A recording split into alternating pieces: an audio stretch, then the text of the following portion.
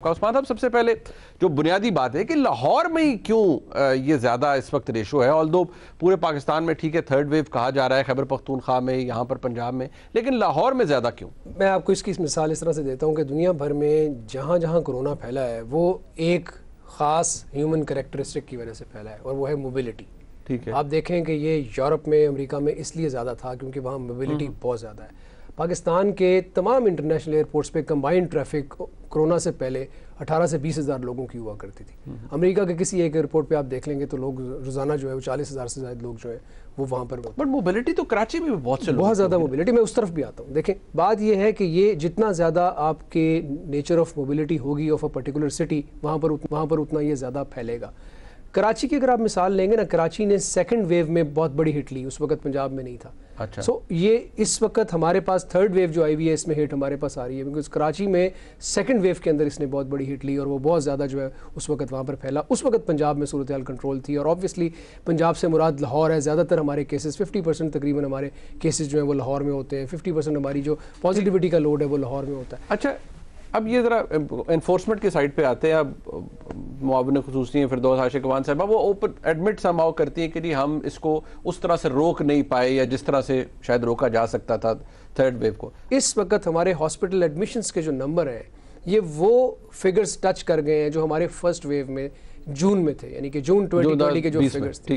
آلدو ہم نے اپنی ہاسپٹل کی کیپیسٹی بڑھائی ہے، بٹ منیب آپ اس بات کو ریئلائز کریں، دنیا کا کوئی ہیلتھ سسٹم بیڈ بڑھا کے اس بیماری کو کنٹرول نہیں کر سکتا. آپ نے اس کے سپریڈ کو روکنا ہے. بیڈ آپ آج 10 ڈال دیں گے، 10 دن بعد وہ بڑھ جائیں گے. آپ 100 اور ڈال دیں گے، 10 دن بعد وہ بھی ختم ہو جائے گا. ان 12 دنوں کے اندر یہ 1 اپریل سے جو آپ نے انفورسمنٹ کرانی ہے، اس میں آپ نے ایف آئی آر دینی ہے کہ اگر گاڑی میں بیٹھے ہیں تو دینی شروع کرنی ہے. ہم دیکھیں اس سے پہلے ہم نے یہ ضرور لوگوں کو کہا ہوا تھا کہ آپ نے ماسک پہننا ہے. لوگ ماسک نہیں پہنتے تھے، کوئی اتنی زیادہ ہم انفورسمنٹ نہیں کرتے تھے. پچھلے 2-3 دنوں سے ہم نے سختی شروع کر دی ہے. سختی اس طرح سے شروع کی ہے کہ ہم یہ چاہ رہے ہیں کہ اس کو احساس ہو کہ وہ یہ 10 روپے کا ماسک پہن کے گھر سے باہر نکلے، اور اگر وہ نہیں نکلے گا تو الٹیمیٹلی ہو سکتا ہے اس کو تھانے کا چکر لگانا پڑ جائے.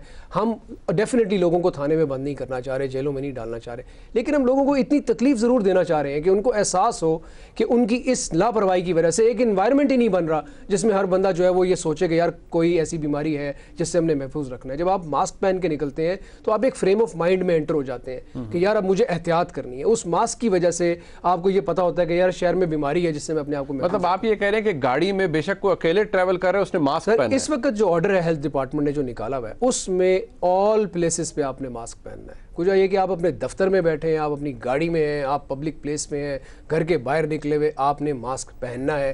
Everybody has to wear a mask. This is the order.